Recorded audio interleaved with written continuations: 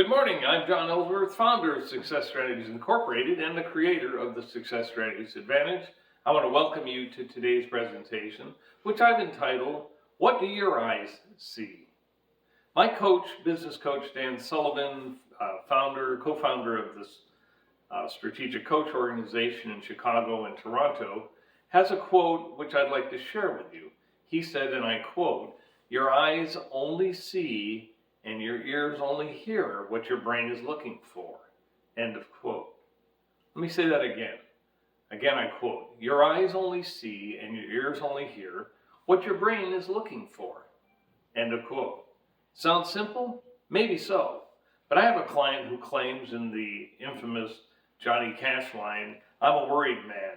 John, I'm a worried man." And I keep saying, well, that's fine, but there's no need to do excessive worrying, because if we think negative and we focus on just the pitfalls of life or of business, your brain will tend to find them. It's far better to focus on potential solutions and then implement positive changes.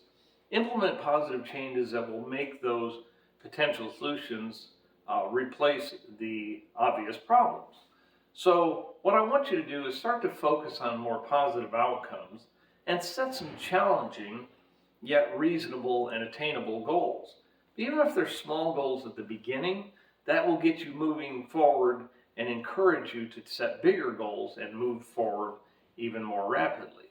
So I want you to establish your goal, and as we discussed in my last video and my last blog earlier this month, I want you to focus on why you want to reach it. What's the goal? Number one. And number two, why do you want to reach it? Because if you know your why, the how then becomes much easier for you to establish, and what the how steps will be, step 1, 2, 3, 4, 5, and how you're going to reach that goal. But the reason it becomes easier is because you've identified your why you want to do that for yourself, why you want to do that for your family, why you want to do that for your industry, whatever the case may be. Now, sometimes people will listen to this presentation and go, that sounds kind of Pollyannish. Should we just ignore all the potential negatives? And I say, absolutely not. Here's something I have clients do. We need to recognize the potential challenges to overcome, the hurdles we got to get past, but let's don't amplify them. Let's don't blow them out of proportion. I call it a disaster agenda, which sounds awful, doesn't it? Doesn't that sound just terribly negative, a disaster agenda? Oh my goodness, what's that going to do? But really, to simplify the concept of a disaster agenda, I ask people to ask clients to identify what are the 3 worst events that you could think of that could happen in your business, from your industry, from your business specifically. What are the 3 worst events that can happen? And then go forward and think about what your potential response would be to them. Because if they occur, there's 2 things that could happen here. If they occur, you will undoubtedly be better prepared than the person that gets caught totally by surprise.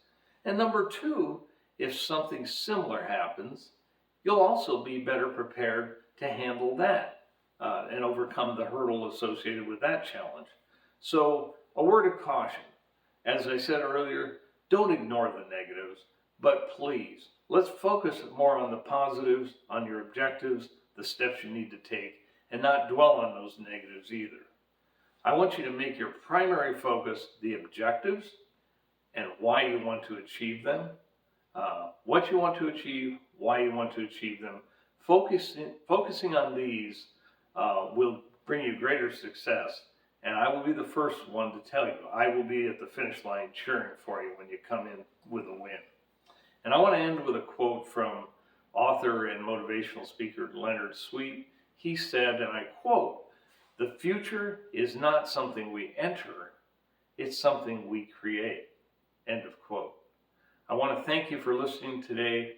Again, as I said last time, if you're interested in these concepts of working on your business, not just in your business daily, we'll be introducing some workshops later this year that may be of interest to you. We call them Next Level Thinking workshops, and I want to welcome you to join us in those.